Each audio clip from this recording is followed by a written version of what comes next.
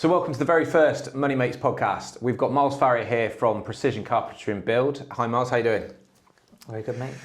We've known each other quite a while, haven't we? So 6 years. yeah, 6 years. So 6 years. Yeah. yeah, good stuff. How you doing? You all right? Very well, thank you, mate. It's good to have a bit of sun today because yesterday literally did not stop raining, did it? So It's glorious. amazing. So obviously the Money Mates podcast is all about basically hearing from construction firms, builders, plumbers, plasterers, you name it. Yeah. And the idea is just kind of just delve into the world of construction. You know, what that means to you guys, what plights you find, what tips you've got, Yeah. anything that you can kind of share that would make other people in construction or people thinking about getting into construction, Yeah. make their life easier really, and kind of, I'm a great believer in obviously you learn from your failures and things like that. Massively, yeah. To be able to kind of then share that with people so they can kind of accelerate their journey as well. Yeah. So tell us about where it kind of started. What sort of, how did Precision come to be? So I had to go self-employed in 2008 because of the credit crunch. Yeah. So I was working for a company in Cleveland, and then I got let go. So I had no choice. I had to go buy a van. So I bought an ex-Royal Mail van for £250. Nice with the shaded brand. Yeah, it was underneath. awful. Took the brand out, it was terrible. And just went out on my own. Just then knocking on doors at different sites, and then started like that as a self-employed one-man band. Okay. And then obviously then over the years, started off with tiny small jobs. And was 2008 when you started in construction full stop? Or Yes, was it? yeah. So I started a carpenter then, yeah. And then I was Okay. going around just on my own in my little van, Yeah. knocking on new build sites, knocking on people's doors, putting stuff in the letterbox, just organically as a one-man band. And then as the years gone on, got into bed with a few people with a business. Yeah. Didn't quite go to plan. But obviously over the years, I've learned the hard way. And then, yeah, that's where I am today, basically. Good stuff. I mean, I think a lot of, Alan Sugar, for example, you know, Yeah. he was selling TV aerials out the back of Yeah, the car. yeah. You've got to start small, can't you? You can't Yeah, just go definitely. straight away into some big multinational And also, it's company. no different in my business now. Like, I'm a carpenter by trade, but we build houses out of the ground, lock conversions, driveways, extensions. Like, we do above and beyond, but I am a carpenter by trade. So it's not to say I know how to do another aspect of the build, but I've got people who work for me who know how to do that, if that makes sense. Absolutely. So it's taken a long time to sort of build that network of different people you've got. different. So sort of, for those that listen, tell them sort of what is it that Precision do? You know, what can you do as a company? So basically project manage everything. So houses out of the ground, you got driveways, extensions, loft conversions, new builds, renovations. So pretty much everything. We won't take on any plumbing, electrical work because that isn't what we do. But above from that, everything, yeah. And then manage the site, start to finish. Project manage the finances, make sure it comes in budget, and yeah. But you've got other contractors that work so for you. Yeah, so I got in-house with 7 of us, with 7 vans on the road, and then I got contractors who work for us, which we only use. So loyalty for me is a big thing. So once I've got a contractor I've used for many, many years, we'll always use them. Yeah. Which is great. So we don't need to ring them for pricing, because I already know them and I've used them a long Yeah. time. I can ring them and say, right guys, we've got a site starting in this date, give them the dates, they turn up, the job gets done. I think that's one of the things that you see is that loyalty does pay, doesn't it? In Massively, that respect, yeah. and I think I've got to pay for that, yeah, but then it does pay dividends in years to come. So yeah. especially considering it's your name above the door. If someone Exactly. goes in and does something that is substandard or Yeah. they get a leak or whatever, then Yeah. it's you that they come to, isn't it? Exactly. Yeah. Yeah. So obviously you've grown rapidly over the last, well, what's that? Christ, 17 years. Yeah. I'd say the last 4 years. Yeah. But yeah, like rapidly the last 4 years. Yeah. What would you say is the one thing that you wish you knew when you started out?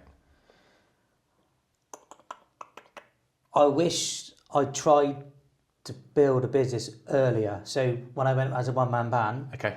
because I was going around on my own, Yeah. in my eyes, if you're on your own and you're self-employed in a van, it's just you and your van, it's not really a business in my opinion. Not putting on anybody, but No. so I wish I started earlier, as in learn how to take people on. I left it so long.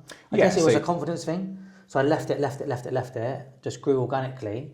But I think if I was sort of started, say, 8-9 years ago. Yeah.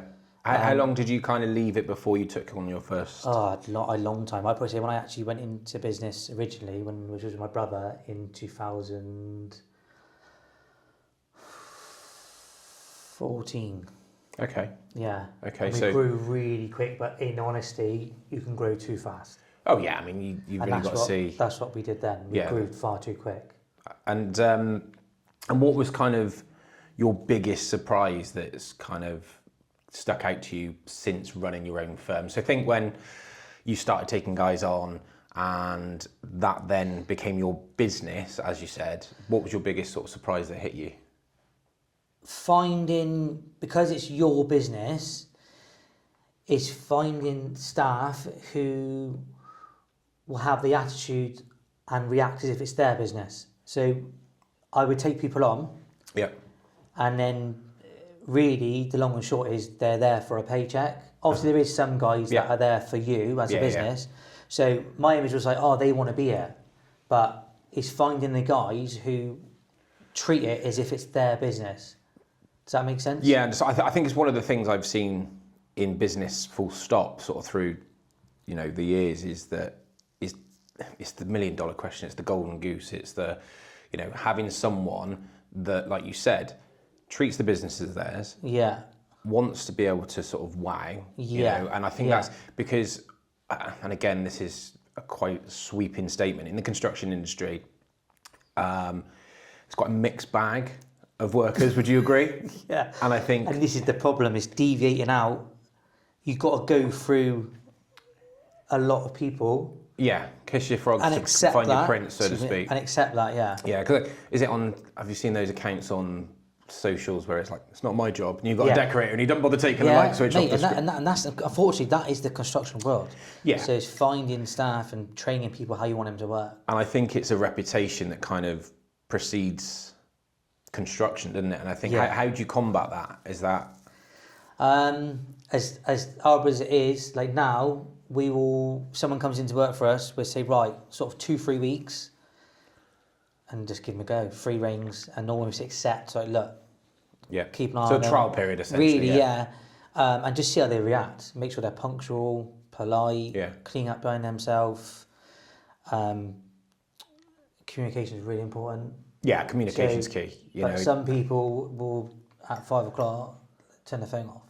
In the construction world, it can't work like that. Yeah, either that or straight down the pub at 4 p.m. and you don't see him until the Tuesday afternoon. Be on the phone for a sub mind.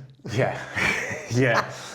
What would you say to people outside of the construction industry who sort of never, who don't understand it? What would they? So it's a different world. It's a totally different world. So it's like the early mornings, the wet days, the cold days, the long graph. Things go wrong. If you've got a job that isn't done and it's got to be done, you can't just check out and go home. No. So it's a lot of commitment. It's a hard graph, and even behind the scenes with organising. So if you've got a lot of jobs on, material sourcing, like sometimes clients don't see. You might have guys on site and it's all running smoothly, but that doesn't just happen just overnight. No. You've got all the organisation behind.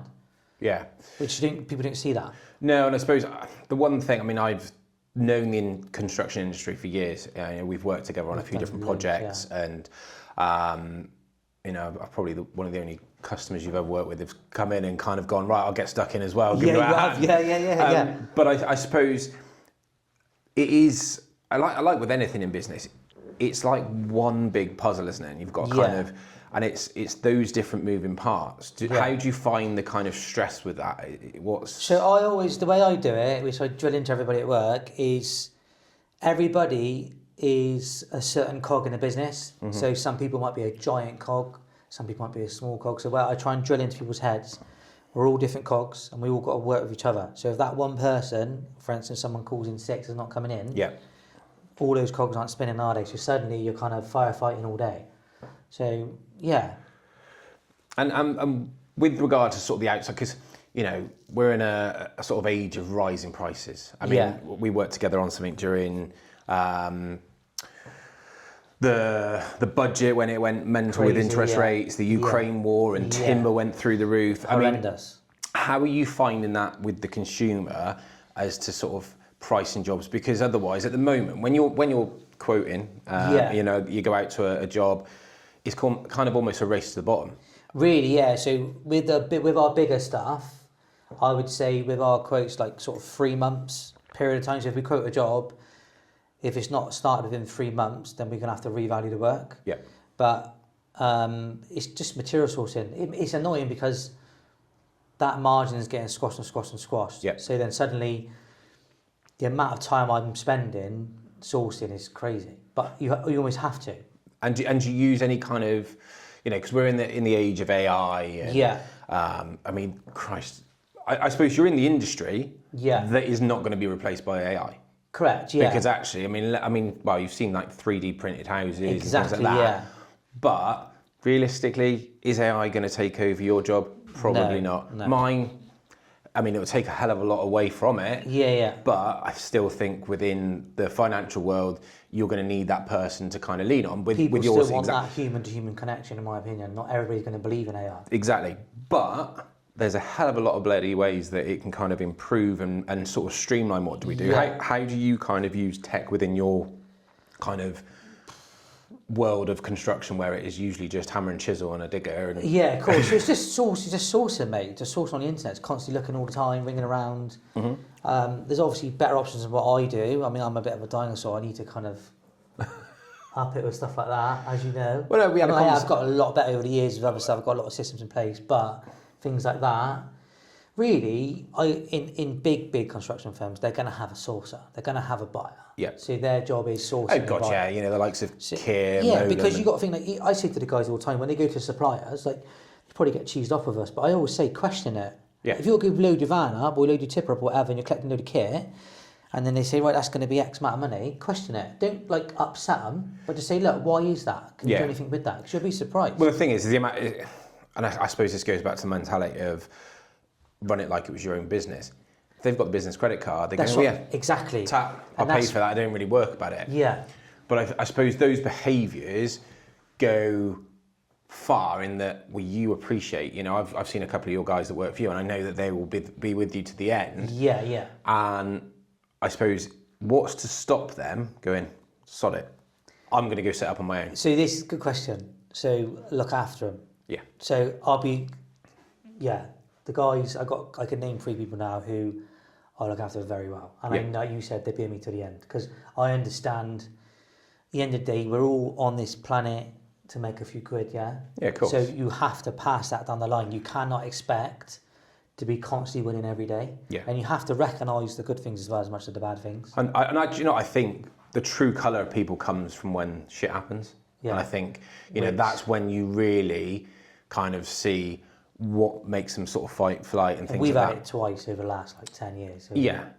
And I think, but what I always sort of say, anything in business or anything in life is transactional, isn't it? Of course it is, right? yeah. You know, a relationship. So you're recently married, so congratulations. lovely you know, job. if you don't both give each other what you need, Of course. why are you with each other? Yeah. And I suppose the same goes in business. If, say, for instance, you got Dave here and you there, Yeah. and, you know, he's going, well, actually, I'm getting paid crap. This, that. I don't get this, I don't get that. Yeah. Likewise, if, say, for instance, you was a lazy shit Yeah, and yeah. didn't do anything, Yeah. well, you'd be like, so I think that's the thing. But one of the things you touched on earlier on, which is actually one of our company values, is communicate. Without communication, It's nothing. there's nothing there. And I think that's you see quite often, especially on the sort of build the bigger sites like the new build sites, and you know, Yeah. the attrition of staff is just massive, Yeah, it's isn't just streamlining your day. And as everyone's, like I said, it's cogs, different cogs. Yeah. It's all got to work off each other. Simple as that. Good stuff. So going back to tech, what have you adopted in the last year or two to kind of make your life easier? So I've got a system which I can quote, estimate and credit note while I'm on the go, which is brilliant. So usually I'd have my notes and I'd go home, I'd sit in my office at home, get Well, I my remember you laptop. pricing me for a job and it coming in on a WhatsApp. No, and- horrendous, yeah. So I've got all that in place, which is brilliant. Just like invoice reminders, which is brilliant. We've got like a system where the guys can effectively Dropbox. So each job has its own file. Yeah. Each job has its own invoice file for that job, and also each job will have a building control file. So as the job progresses, the guys drop pictures into that file daily, every day, and with all the invoices for that certain project. So when the job's finished and the client says, right, we need to sign off, we can just share that file straight over to building control, and it's all there, good to go. Amazing. So it's things like that. So that app you said about, so do you have like an inventory? So say, for instance, do you price within it? Because I know there are certain apps out there that you can go, right, if say, for instance, we're doing a wet bathroom, we're doing a dry bathroom, this is our standard tariff. Yeah. You basically, if you load it up with, or how does it work? Effectively, what I try and do is I'll keep log of all the jobs I've done in the past, because I know it sounds silly, but obviously not every job's the same, of course. But whereas the square meterage, the cubic meter of the job, obviously they can be the same, because obviously different sizes of the houses. Yeah, of course. So fitting out, usually what we try and do, we do like a watertight package. So we quote the job up as a watertight, and to be fair, a lot of that is pretty run of the mill, because obviously each project ranges in size. But when you're fitting out the project, it's a bit more difficult, because everyone has a different spec, shall I say. So some of course, clients, different standards they want. Some clients want underfloor heating. Yeah. Some clients want portion loads of tiles. Yeah. Some clients want tiles from top tiles. Yeah. So it does vary. Yeah. But yeah, with roofing, for example, that's pretty sort of self-built. Yeah. And what? I suppose with the roof, it's kind of there's square meters. Obviously, tiles can vary, obviously, but your labour, it's not really a lot in it. I mean, if you're laying slate, it'd be a bit dearer, but it's not around here. You wouldn't be doing a crazy amount of slate. I say as I look out that window as a slate roof. But we don't do a lot Usually of it. quite a lot of tile. Yeah. Clevedon tile, I think. I took when we did the project on my house. It literally says Clevedon tile on the back of the tiles. It's nuts. How much of time has that saved you doing sort of streamlining? So with what I've got now, it's brilliant, because I could be out, like I said, material sourcing, going to suppliers, picking up materials. I mean, only the other day, went to a local supplier and sorted that, got into the car, and I had my notebook on me, and I needed to get a quote done. So I was literally sat in my car, there and there. So whereas normally, old Miles would have gone back to your house, fired up the laptop, put the generator in. So it was like this big, wasn't it? Which is crazy, isn't it? So I've done that while doing my day. So it's to be honest with you, it's day and night. And would you say you've won jobs as a result of it? Massively, yeah. Yeah, massively. It's literally day and night. I suppose invoice chasing and things like that. It's brilliant, and that's all itemised as well. So it's What's the app called to just share with? Called Bookkeepy. Bookkeepy. Brilliant, really good. Yeah. You have credit notes on it, invoices, estimates. I mean, one of the things I've also, because when you said about pricing, it's cash flow in any business is king, I think. But in building, because a lot of industries, you can kind of, mine finance, if it rains, it's sound. I mean, it's nice sheltered office. Yeah. Aircon in the summer, things like that. Yeah. Obviously, the building industry has different things that can bugger it up. Yeah. So making those profit margins and the cash flow obviously comes off the back of it is tough. One of the things I'd seen is I can't remember exactly the name of the app, but I'll find it after the podcast. But it's almost like an eBay for building supplies. Yeah. So what you do is, say for instance you do a job and you over order a load of material, plasterboard for example. You've got 20 sheets of plasterboard left over. First of all, you're just speaking to the QS and going, right, what the hell have you done there, and gone whatever. But 9 times out of 10, it'll be left to go, and you then probably wouldn't take it back to Travis or wherever. Obviously, you can then resell that, but also from the other side, you can buy material. And I thought, do you know what a great idea? Yeah, I mean, for me, that don't happen with me. I won't,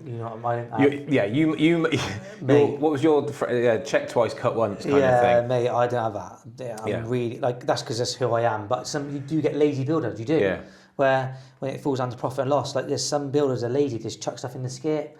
Like you said, they're not stocking materials. Like I'm really. I think it's just looking at those different clever ways. And I mean, what other sort of tech do you use in your business to sort of help you? So we use like a live Google Calendar. So like all the guys every day, they log what site they've been to. Perfect. How many hours they've done, and pictures of the job. So we pay every 2 weeks. So it's literally just a live calendar, and you see all the guys' names, and it shows exactly where they've been, what project. And I suppose I uploads every day. Without fail. Because I think with that, when you do, one project, your project manager in PM it, that's fine. You can go, right, little Jason, Steve there. I can. It doesn't give you the oversight of when you go to 2 projects, 3 projects, 4 projects, and if you're spread so thinly that you don't have oversight. I think that's where tech can also kind of massively, especially with all the videos and stuff like that. So they same again, like when they finish the end of the day, they can make a video of the project and it goes onto the Google Calendar. So at the end of the night, let's say on the evening, I'm back from the gym, I can sit on the calendar, have a little look, and I can look at all these videos coming up on the calendar, each job, see where we're at. Any questions and notes will be on there. But it's brilliant, to be fair, it's really good, really good. Yeah, again, it just boils back down to the communication thing, isn't it? If it's in one place. Whereas, say, for instance, you've left a job, left your diary in the car. I mean, I've got a friend who still uses a manual physical calendar. So 1st of January, goes out to WH Smith, buys himself. And I'm like, mate, he's like, wait for me to get back to the office. I'm like, no, you're only a young guy. But this is what we use with the invoice as well, mate. So say we're on a project, and a guy turns up to site. I mean, not that the guys pinch stuff, well, I hope they don't, but with the files for each project, say someone goes there and say the day before or 3 days there was a load of timber dropped to that project or tiles or blocks, and then a guy turns up and goes, mate, we ran out of timber, and we'll be like, well, go onto that invoice as in on that file, and it'll show it. It'll say that was dropped off yesterday. So it's just little things like that, which makes your profit and loss better. It pushes your margin bigger. And I imagine your stress levels are probably way better. Depleted since. Yeah, Christ, brilliant. Good stuff. So, from sort of my perspective then, you build houses. Yeah. We help people buy them. Yeah. The construction industry is an absolute nightmare when it comes to being able to buy a house. Why do you think that is? Laziness, as in construction workers just not putting things in place, mate. Just laziness with their paperwork, with their tax returns. Like it's not, laziness. That's when really, like we've spoken about, you need a broker. You need a broker to help you. But when you say laziness from that perspective, is it a case of because you'll have certain people, ones that are happy staying at home with mum, ones that have, and we're doing a big part on this with the Money Mates Foundation, whereby we're trying to give kids financial education from a young age. Because you leave school, you don't do very well at school, and you become a bricklayer, for example, carpenter. I know it is the cliche, but you don't know any better. So you go out on that weekend, you're pissing out of the wall, you spend 150 quid on a bottle of Grey Goose, but you'll forget to pay your phone bill. But when I say laziness, it's just like, for example, say you went to a bank to get a mortgage, they're like, right, don't do that. Exactly.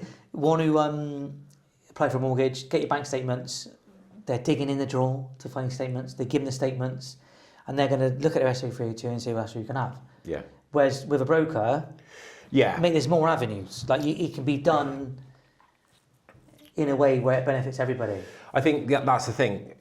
There's a phrase in it, if you ever go to a builder's house, it's always unfinished. Yeah. I think finances, from what we've seen, and obviously we specialise in the construction industry, simply on the basis that it's the area where we're able to help the most. Yeah. A lot of people go directly to their banks, which is financial suicide, because that bank might not offer the best for you, right? I know, because, And also you said with your tech and things like that before, it's all about time. If you go in and sit in Lloyd's, I used to work at Lloyd's, and you're watching a video for 2 hours, a video, and then you're in that appointment for 2 hours and they go, computer says no,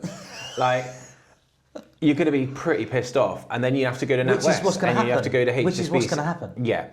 And so I think that's why we specialise in the construction industry, because we're like-minded individuals. We're not some pompous pinstripe suit dickheads that work in an ivory tower. But I think, you're right. A lot of people that go, because most people, would you say, in construction are self-employed? Yeah, they are. Yeah, it's just the way the world is now. Yeah. And so actually, we see that as a benefit, simply in the basis that you've got the ability to earn what you kind of can within the time of the day, but also as well, certain lenders look at it a certain different way. So one would go based off of, say, for instance, what you have declared self-employed. Yeah. Right. So if you're sole trader and you go, right, I've declared 12 grand because I've got my tools, my uniform, my this, my that. Yeah. Well, you're not going to be able to borrow much if you just really minimise what you can borrow. However, say for instance, you've got a limited company, for example, a lot of people would take their salary and their dividends, they take their SA302 to the bank and they go, well, we can lend you 4.5, 4.5, five times that. What a lot of people don't realise is that, well, yeah, you can do that, but behind there is a limited company. Now that limited company, if say for instance those salary and dividends were 50 grand, that limited company might have made 75. Yeah. You can use the salary, so say 12 grand, everyone survives on 12 grand, don't they? Yeah, no. Plus that 75, and all of a sudden you've got 97 grand. Yeah. 87 grand. Which you're not getting that at the bank. And people don't see that. No. And I think that's what we're planning to do as a company, is to kind of scream that message onto the construction industry, because we can have a much bigger impact for them. And even, Christ, CIS workers, people that use CIS, again, a lot of banks treat it that you do your tax return and then you declare that. That's what you can borrow. Well, there are banks out there that will go, of course we'll lend you on your maximum rate. We did an exercise the other day where we worked out on someone, I think that 50 grand scenario. One bank would lend them, no it wasn't, they declared 30 grand in salary and dividends. Yeah. But the business had made £76,000. So anyway, we went through, did a calculation with one provider that basically understands construction industry, self-employed income. And one bank would lend them £30,000, right? Because they had commitments in the background, so they got like a bit of maintenance, loans. Another bank would lend them 600. And I was like, that's what the big problem is that you've got, if the banks don't know how to interpret self-employed income, of course, we ain't getting nowhere. No. And I think that's where kind of we come in. And I think... and it's also as you guys understanding, because you're going to look at, I imagine you're going to look at the business as well. For example, you're going to look at them as what they're earning, what they're paying themselves, but also you're going to educate on what their business is. Like, a bank, in my opinion, sure they're not really interested. Yeah, they just go coffee and go next. Yeah, well, that's what you earn. This is what you can have. Whereas you're going to actually look at their company and say, actually, hang on a minute. Yeah. They got this, and you're going to back them and say, they got this business. And I suppose the other thing is as well is, and you've probably seen this through the years, we share best practices with each other. Yeah. I was telling you to do that invoicing and quoting tool 2 years ago. Yeah. But I think that's where you just get more value from it, isn't it? And I think of course. That's why I still continue to use you, is that we did a first project, literally Boris Johnson went, don't go to work. Lockdown happened. The week before, you'd ripped out the kitchen and bathroom. We were in there, well, the whole house really. Total renovation, wasn't it? Actually, it was lucky because you had somewhere where everyone's social distance and you could go in and just do bits as and when because the house was completely empty. Yeah. But the one thing for me I found off the back of that and why we continue to work with each other is it was on time. Randomly, how it could have been on time because we were out panic buying tiles and bathroom suites rather than bread and pasta. Driving all over the country and not getting kit. But it came in on time and under budget, and I think that for you. But certain things within that was, like say for instance, where I've got my range cooker at home now. I'd never have thought, actually, do you know what? Why have you cut into the chimney and just set it back? Yeah. But that's, I think, where you guys add value into that client journey. Yeah, of course. And I think that's that's where businesses will thrive because you see value. It's not just a transaction. No, of course. And that's when, like you said, what you would do with the mortgages, same again. You'd say, well, hang on a minute, we can speak to that person. Yeah. Let's look at your business. Right, okay, your business generating this amount of money. Let's see what we can do and find. There's always other avenues. But like I said, it all falls down to laziness, mate. Like with the bank, it's just laziness. Yeah. Because they don't own the bank. Laziness and greediness is a very fine line with banks, but the caveat, But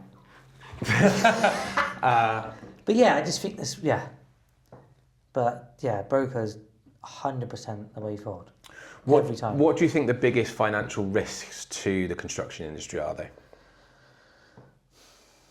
Being too highly leveraged with a developer or a client. So in our game, we effectively give out credit, but not really. So say like yeah. So say like with like a supplier, Yeah. So you'll go to like a local supplier, you're starting to Travis, whoever it is. They give you credit every month, and then you pay every month. Yeah. So as a business, like we will do projects, multiple projects, and we're effectively giving out credit. Like yes, we do Credit your labour, don't you? Yeah. So you are vulnerable, especially Yeah. if you're doing big value work, and you got tens and tens of thousands in wages out. Mm-hmm. It's credit, but reverse, it's not. Like with a supplier, it's all contracted. There's all bloody PGs against it. Yeah. Like I can't go No. up to a client and be like, "Can you sign this, please, sweetheart?" Like, yeah. Yeah.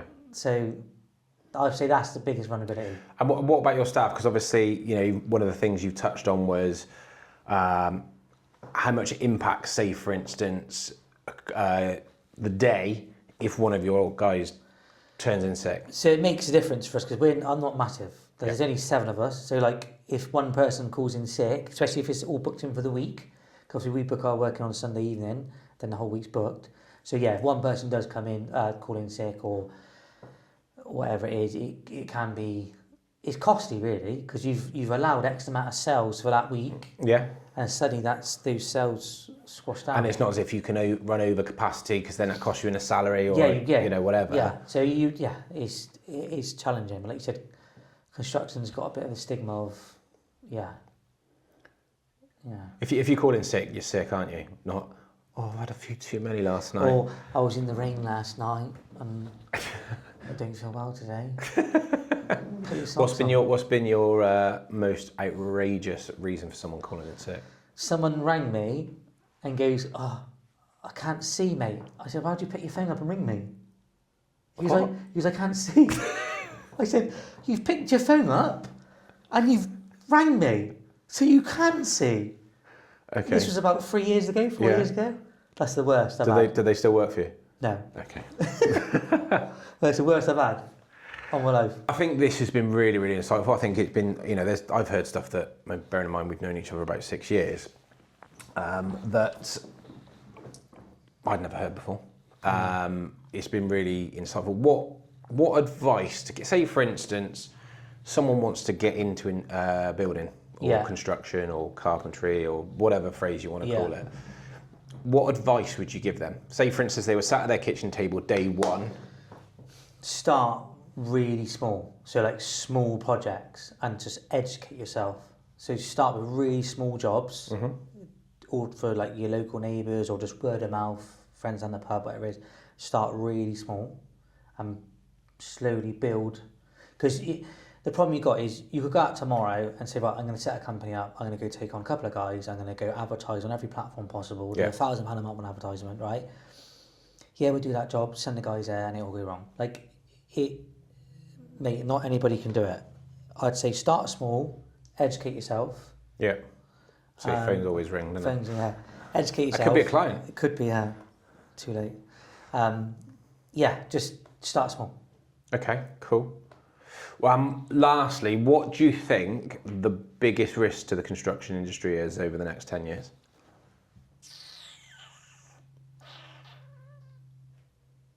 Probably interest rates. Interest rates? Mm. Okay. We've been to so many different conferences and things like that over the years. And it's like interest rate. I mean, I remember driving down to Bournemouth when it came on the news that the base rate had gone to 0.1% in 2008, 9 was it? I mean, we've obviously had a long period of really, really low interest rates. Yeah. But I don't even think I've been to conferences, like I said, where people, you get what are they called? Actually, I might go back on that. Not interest rates, I'd probably say confidence in people. So understanding what a realistic interest rate is. Okay. So people losing confidence. So like for me, as a business, like I get a lot of work from clients that have refinanced, remortgaged, and then we're going to do like a big development on their house, Yeah. So we've had it, this was a couple of years ago when a client's property got downvalued. Yeah. So then they couldn't borrow, they wanted to borrow. Yeah. So, but then half of that is, I wouldn't say it's just a down value. I'd say it's confidence In the market. Yeah, it's chicken and egg. And I think... So I'd say, if, not interest rates, I'd probably say people realising your 3%, your 3.5% is a good rate. Yeah. And accepting that. I mean, Christ, I remember, like, well, I don't My remember. first house was 1.1%. Yeah. And that's 2014. Mine was 2008 and it went right down. It was amazing. I kind of, at the time, my mum was fixing in her mortgage. And I said, no, interest rates are going to go down. This is the only prediction I've ever got right financially. And I said, no, I think they're going to go down. So I did a base rate tracker. And it literally, every month I was getting a new letter going, right, it's gone down, it's gone down. My mum fixed it, and it's 6.2 for 5 years with HSBC back in, and I was like, I don't want to say it. I'm not going to say it. I'm not going to say I told you. But stuff like, I think the thing is, but at least she knew exactly what she's paying. Yeah, and of course, which is confidence again, isn't it? Yeah, and I think, but if you look in history, 3.5%, 4% is not, but it's, say for instance, if I asked you to start waking up at 3 o'clock in the morning, if you get up at say 7 now, I mean obviously you don't, you're a builder, but that's 4 hours difference. That's going to be a big shock to the system start, isn't it? Whereas if you go from say 1 and a bit, 1 to 2, bang to 4, that I think is what kind of created that panic. And I think, like we said, I don't think, well, this is my personal opinion, I've seen economists at different conferences, not one has ever got it right. Every year you go back and they go, right, well I wasn't right what I said last year. I don't think it'd go below 3. No. I don't think they're going to, for a long time. But I think it's a case of what goes first. You know, back in the credit crunch, my dad owned a sandwich shop, and you know, like a year, because what happened is basically all of a sudden the press are going, oh my God, it's the end of the world. Yeah. You know, Woolworths is closing and this and that, and all of a sudden everyone goes, right, I'm going to penny pinch. Yeah. You know, naturally, but what that then does is they'll go, right, I'll take my own lunch to work. So that means they don't go and buy that sandwich. But the knock-on effect of that is, you know, trickle-down economics is that they don't buy that work. He then goes out of business, has to lay off 3 staff. Then it just kind of spreads like wildfire. But I think since then, a lot of people can I think they're a lot more independent thinkers because of the fact that they don't listen to what's in the press every day. You know, front page of the Sun or whatever, because it is all just doom. It's doom. What's the news? I've seen some online ones. They always say you create your own economy. I've always seen it online. So like, if you've got your own company, it's down to you to effectively build your own economy as such. Because it's your world, it's your income. So what can you do about it to make it better? Yeah. Rather than just watching the news every day, and just because there'll be one man over here. Yeah. Which is not doing very well. If you listen to every news story, you won't get out of bed. That's what I'm saying to you. So you create your own economy and you just do what you can that works best for you. Good stuff. It's been amazing. Do you want to tell listeners why should people use Precision? Reliable, cost effective, on time, nice guys, polite, just easy going. Just basically just make you feel relaxed. Just not like, because some builders are like quite pushy, quite, do you know what I mean, like rushed, and just want that person to feel relaxed and comfortable. Because you got to think your house is your biggest, probably, well, isn't it? It's probably one of your biggest expenses, isn't it? Yeah, 100%. I think so. Just relax. I think that there actually you have probably hit the nail on the head. I've done different projects before, and you know, so I've got a bathroom fitter, a plasterer. That is where so Matt put me onto you back in 2019. Yeah. And that is where, for me, I had the value. You weren't as cheap as what I would price. So when I did that first project with you, you were probably about $2,000 more. I mean, it wasn't a small project, so $2,000. No. It wasn't. But for me, I went, you're going to manage everything. I've done it before where I've gone plasterer, kitchen fitter, this. And I tell you what, mate, the stress, I'd have paid 20 just to get rid of it. Yeah. But that for me, I think, is where having someone that is like a project manager, site just manager, a relaxed environment. Just like relax. I always say to clients all the time, like, enjoy the journey. Like, so many clients, they get a project and they want to rush and get it finished. I'm like, no. Like, listen, like, enjoy the journey. Take your time, relax it. Like, just choosing what you want.